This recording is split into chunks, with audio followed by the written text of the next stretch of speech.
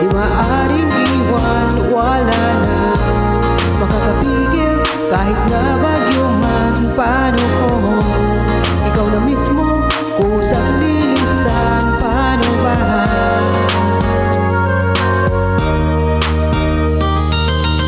Kung mawalay ka sa buhay ko, kung pag-ibig may maglaho, paano na kaya ang mundo? Sa oras na di ka makita at ika'y napakalayo na, may buhay pa kaya tong puso? Yan ang maaari natin sadyang matatanggap habang ako'y may buhay.